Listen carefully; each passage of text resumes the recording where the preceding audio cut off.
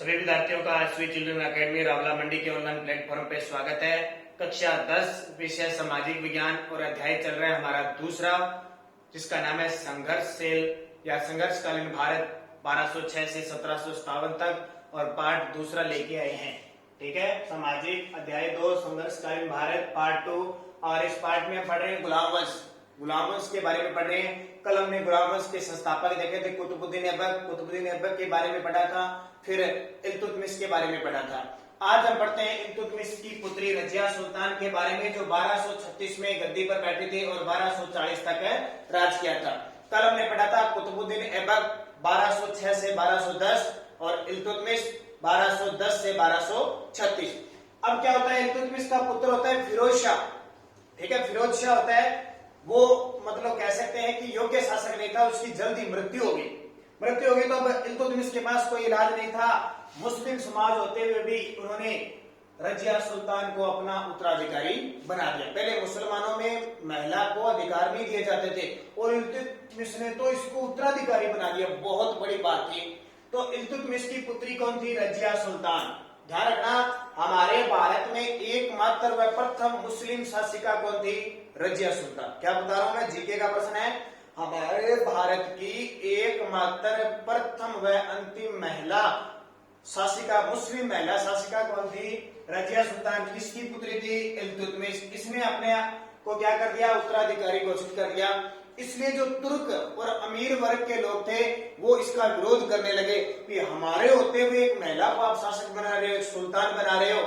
इस कारण इसका विरोध किया जाता है। पूरे जो भी इसके दरबार में होते हैं लगभग सारे विद्रोह करते हैं। और आपने देखा होगा मुसलमान महिला होती है उसका बुर्का पहना होता है, काले कपड़े पहने होते हैं। आपको पता ना, देखा होगा आपने, आजकल शहरों में कई बार देखा होगा बुर्का पहने रखते हैं सारा सिस्टम। तो अब उसने क्या किया? पर्दा त्याग दिया। पर्दा जो घूंघट है वो त्याग दिया। देखो कितनी बड़ी बात है। उस समय पुरुषों के समान कुबा कोट पहनने लगी और कुलाहा टोपी पहनने लगी। पुरुषों के समान जो राजा कोट पहनते हैं ना, वैसे कोट पहनने लगी। जो महिलाओं की वस्त्र त्याग दिए इसने, और टोपी, जो राजा टोपी पहनता था वो टोपी। ध्यान रखना, कुबा क्या होता है? कोट, और कुलाहा क्या होता है? टोपी। मलिक जमालुद्दीन याकूत को, एक अबिनिशिया का निवासी था, मलिक जमालुद्दीन याकूत को अमीर अखूर होता है, अशुशाला का प्रधान नियुक्त कर दिया। इससे तुर्क और नाराज हो गए। नाराज तो अमीर वर्ग पहले थे, तुर्क अमीर, अब और नाराज हो गए कि हमारी जगह ये तो दूसरे देशों के जो लोग हैं उनको नियुक्त कर रही है। तो अमीर अखूर अशुशाला का प्रधान नियुक्त किया। अब क्या हुआ? इस जमालुद्दीन याकूत की मृत्यु कब हुई? सरहिंद के एक शासक के विद्रोह को शांत करने में इस जमालुद्दीन याकूत की क्या हो गई? मृत्यु हो गई। रजिया ने अल्तुनिया से विवाह किया। रजिया ने अल्तुनिया से विवाह किया क्योंकि इसको गद्दी से हटा दिया जाता है, 1240 में हटा दिया जाता है। लेकिन रजिया सुल्तान क्या करती है? इस अल्तुनिया नामक व्यक्ति से शादी करती है ताकि गद्दी वापस प्राप्त करे। लेकिन दोनों की 1240 में क्या कर दी जाती है? हत्या कर दी जाती है। कब? 1240 में। इस प्रकार रजिया सुल्तान का काल क्या हो गया? 1236 से 40। इसके बाद जो शासक आए 1240 से 42 तक आए थे बहराम शाह, छोटा सा शासक था, इसकी कोई जानकारी नहीं है। 1242 से 46 तक आए थे मसूद शाह, इनकी भी कोई जानकारी नहीं है। और 1246 से 1265 तक आए थे नासिरुद्दीन मोहम्मद, जिनके पीछे इनको गद्दी पर बिठाने का, सुल्तान बनाने का जो सबसे वास्तविक नाम था वो बलबन का था। ठीक है, बलबन ने इनको गद्दी पर बिठाया था, नासिरुद्दीन मोहम्मद। अब इसका बलबन ने इसको गद्दी पर बिठाया, धीरे धीरे क्या खुद बैठ गया। अब अगला शासक आता है बलबन, गुलाम वंश का मेन शासक बलबन। 1265 से 1286 तक आता है। आपकी किताब में लिखा हुआ है ना 1265 से 1290। 1290 का मतलब है गुलाम वंश 1290 तक था। ठीक है, लेकिन बलबन 86 तक आया था। उलुग खां इसका नाम था। इसका वास्तविक और बचपन का नाम क्या था? उलुग खां था। पूरा नाम था इसका गयासुद्दीन बलबन। और ये इल्तुतमिश की जो चहलगानी 40 दासों का एक दल बनाया हुआ था। इल्तुतमिश का चहलगानी, यानी इसका पूरा नाम है तुर्क ए चहलगानी, उसमें से एक बलबन भी था। ठीक है, अब बलबन गद्दी पर बैठा तो बलबन ने गद्दी पर बैठते हुए मंगोल थे, एक मंगोल जाति थी, मंगोलों से संघर्ष के लिए एक सैन्य संगठन बनाया जिसको दीवाने आरिज कहा जाता है। पेपर में 1 नंबर का क्वेश्चन आ सकता है, दीवानी आरिज सैन्य संगठन का गठन किसने किया? बलबन। ठीक है। इसने लोहे व रक्त की नीति बनाई, ये देखिए ये बहुत इंपॉर्टेंट है। ब्लड एंड आयरन की नीति किसने बनाई, या आयरन एंड ब्लड की नीति किसने बनाई, पॉलिसी किसकी है, तो बलबन की है, लोहे व रक्त की नीति। इसका मतलब क्या होता था कि अगर कोई राजा की पालना नहीं करता है, कठोर जो नियम बनाए हुए थे उसकी पालना नहीं करता है, तो राजा उसे दंड देगा, कठोर दंड देगा धारणा, यानी राजा की बात माननी पड़ेगी। एक प्रथा स्टार्ट कर दी इसने, सिजदा व पाबोस प्रथा। अब ये सिजदा और पाबोस प्रथा क्या होती है, तो सिजदा और पाबोस प्रथा वो होती है कि इसने नियम लागू कर दिया था कि कोई भी व्यक्ति दरबार में आएगा तो सबसे पहले झुककर, सुल्तान को झुककर ऐसे ऐसे झुककर नमस्कार करेगा और उसके बाद में उसके हाथों और पैरों को चूमेगा, वो प्रथा। सिजदा तो होती है झुककर सलाम करना, यानी आके और सीधा उसके पैरों में पड़ना, और पाबोस का मतलब होता है हाथों और पैरों को चूमना, ऐसे, वो होती है पाबोस प्रथा। तो किसने स्टार्ट की थी, बलबन। सिजदा और पाबोस की प्रथा, लोहे व रक्त की नीति, और एक दिया था राजतव सिद्धांत। ये राजतव सिद्धांत क्या हुआ, इसकी मान्यता थी कि पृथ्वी पर, इस संसार में राजा एक ईश्वर का प्रतिनिधि करता है, यानी मैं राजा हूं, मैं सुल्तान हूं, तो मैं आपके क्षेत्र का ईश्वर हूं, चाहे मैं कौन सा ही कानून बनाऊं, चाहे मैं कैसी व्यवस्था करूं, अगर उसका कोई पालन नहीं करता है तो उसे कठोर सजा दी जाती थी। जैसे जो अमीर वर्ग के लोग थे, जो ताकतवर लोग थे, जो कहना नहीं मानते थे, उनकी हत्या कर दी जाती थी। महिलाओं, बच्चों, जो वृद्ध होते थे और जो स्वस्थ अच्छा नहीं होता था, उनकी भी हत्या कर दी जाती थी। तो इस तरह इसने कह दिया जो हमारी बात नहीं मानेगा उसको खत्म कर दिया जाए।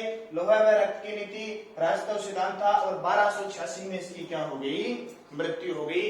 इस तरह गुलाम वंश हो गया खत्म। लास्ट 1290 तक गुलाम वंश रहता है। अंतिम शासक आता है गुलाम वंश का, ससनुद्दीन क्यूमर्स, एक नाम आता है ससनुद्दीन क्यूमर्स, अंतिम शासक होता है, जिसकी 1290 में एक जलालुद्दीन खिलजी होता है, वो हत्या कर देता है। तो एक हमने पढ़ लिया कौन सा, गुलाम वंश। कौन सा पढ़ लिया, गुलाम वंश। गुलाम वंश के बाद 2 नंबर पे कौन आता है, खिलजी वंश। अब किसके बारे में पढ़ेंगे, खिलजी वंश के बारे में पढ़ेंगे। क्रम याद रखना, गुलाम वंश 1206 से 1290, अब आएगा खिलजी वंश 1290 से 1320। क्रम से पढ़ोगे याद रहेगा। इतिहास की यही कहानी होती है कि अगर आप पढ़ते जाओगे क्रम से।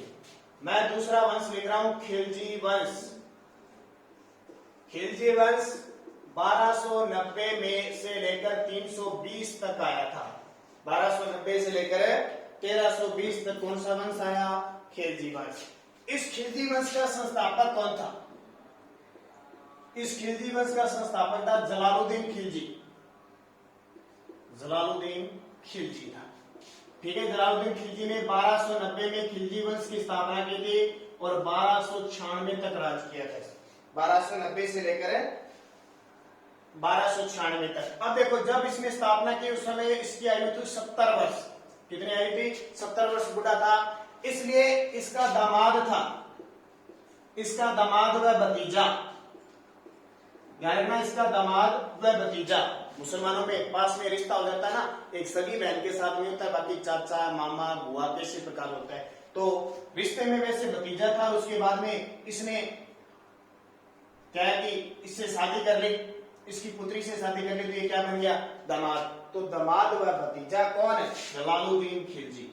ये अलाउद्दीन खिलजी, अलाउद्दीन खिलजी। ये आता है 1296 में गद्दी पर बैठता है और 1320 ईस्वी तक राज करता है। इस जलालुद्दीन खिलजी ने, इस अलाउद्दीन खिलजी ने जलालुद्दीन की हत्या कर दी, क्योंकि जलालुद्दीन खिलजी इतना बड़ा शासक नहीं था। एक तो बूढ़ा था, दूसरा जहां भी युद्ध करने जाता हार जाता। इसने देखा अलाउद्दीन खिलजी ने भी ये क्या करता है, हार जाता भी तो हमारे वंश को ही खराब करेगा। इसलिए एक दिन इसने परेशान होकर अलाउद्दीन खिलजी ने इस जलालुद्दीन खिलजी की धोखे से क्या कर दी, हत्या कर दी। किसकी, इलाहाबाद में इसकी हत्या कर दी। अब आता है अलाउद्दीन खिलजी, लगभग इसने 20 से 24 साल तक राज किया था अलाउद्दीन खिलजी। और सॉरी 1316 आएगा, 1316 तक गद्दी पर बैठते ही 20 साल राज किया था, ठीक है। 1296 से 1316। इसकी प्रशासनिक नीतियां बहुत प्रसिद्ध है, प्रशासनिक नीतियां सबसे ज्यादा प्रसिद्ध है। अब देखो इसने क्या क्या किया, मुख्य मुख्य बातें बताता हूं। सबसे पहले अलाउद्दीन खिलजी अपने आप को द्वितीय सिकंदर कहता था, द्वितीय सिकंदर। एक नाम सुना होगा आपने, मकदूनिया का सिकंदर था। चंद्रगुप्त मौर्य हमने पढ़ा था, मौर्य वंश, जब नंद वंश पढ़ा था। सिकंदर ने कब आक्रमण किया? जब भारत पर किसका वंश था? घनानंद का था। नंद वंश का पढ़ गए थे ना, सिकंदर आया था, फिर चाणक्य था, और फिर घनानंद को हराकर चंद्रगुप्त मौर्य ने मौर्य वंश की स्थापना की थी, याद होगा। वो सिकंदर पहला था, ये अपने आप को द्वितीय सिकंदर कहता था। कौन? अलाउद्दीन खिलजी। क्या कहता था? द्वितीय सिकंदर कहता था। और इसमें लगभग पूरा भारत, इसके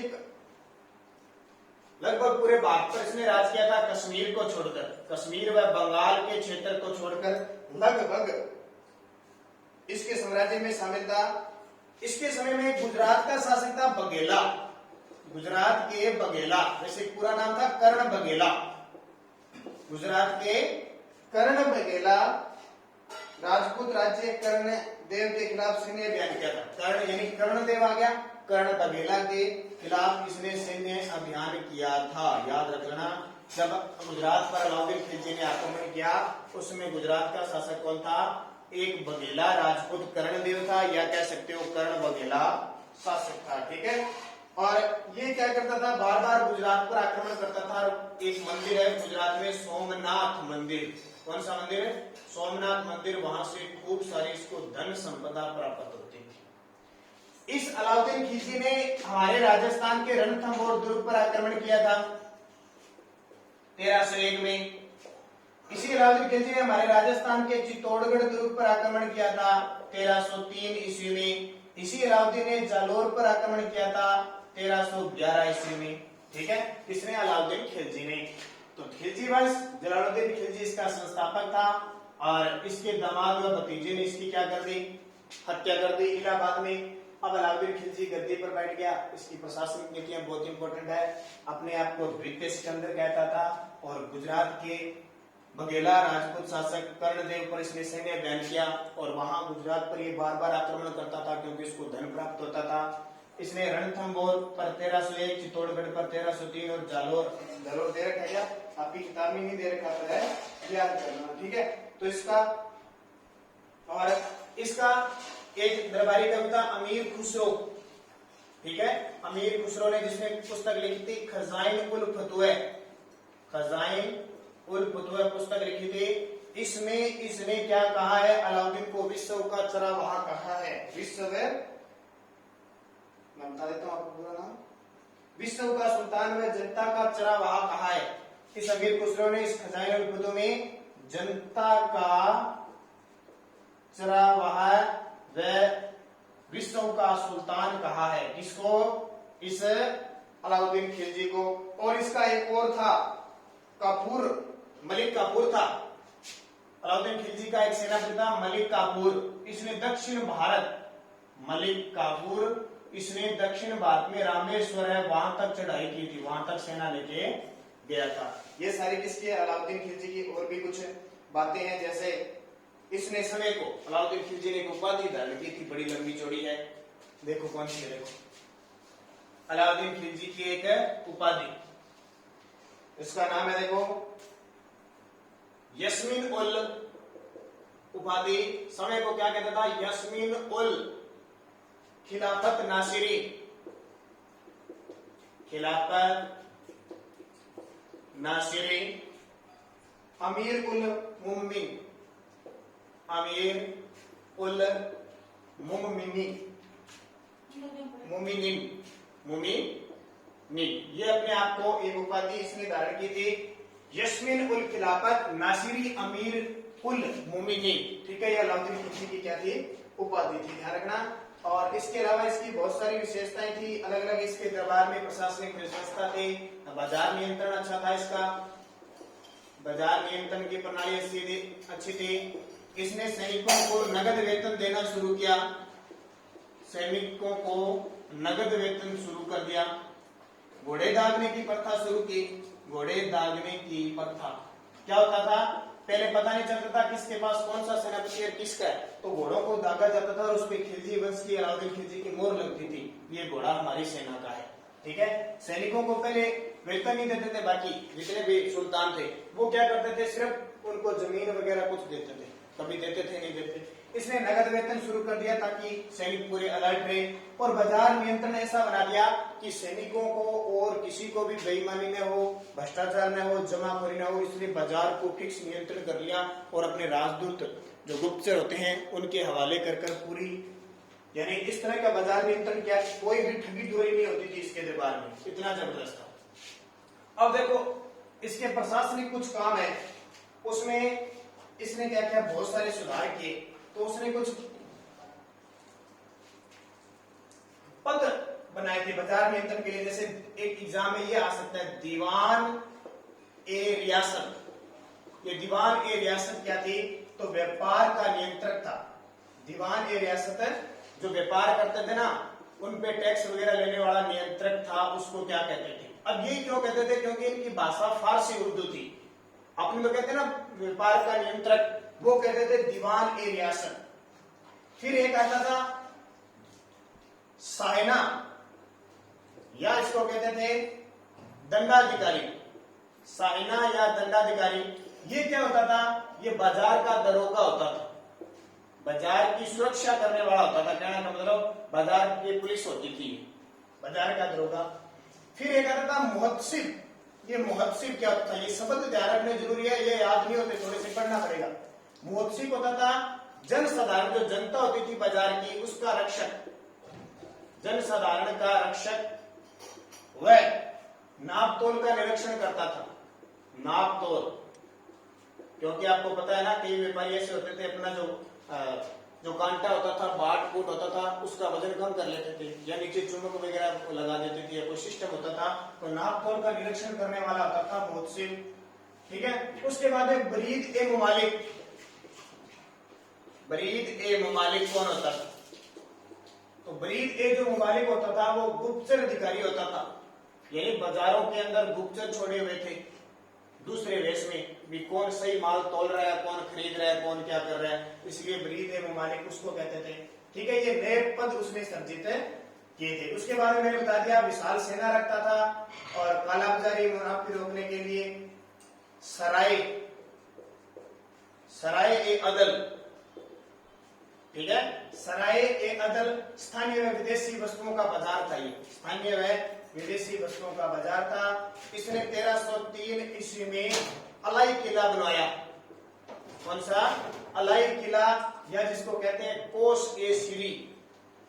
कोस ए सीरी किले का निर्माण करवाया था, जिसके द्वार कितने थे, 7 द्वार थे। उसके बाद में 1316 में इसकी क्या हो जाती है, मृत्यु हो जाती है। इसके बाद इसका पुत्र मुबारक खिलजी है वो गद्दी पर बैठता है। 1316 में मृत्यु के बाद मुबारक खिलजी गद्दी पर बैठता है, और उस समय वो क्या कर लेता है, खलीफा घोषित कर लेता है, और उसके बाद में इसकी हत्या नुसरत शाह के द्वारा कर दी जाती है। इस तरह खिलजी वंश हो जाता है पूरा। खिलजी वंश के बाद तीसरा आ जाता है कौन सा, तुगलक वंश, जो अगले वीडियो में तुगलक वंश, सैयद वंश और लोधी वंश तीनों के बारे में चर्चा करेंगे।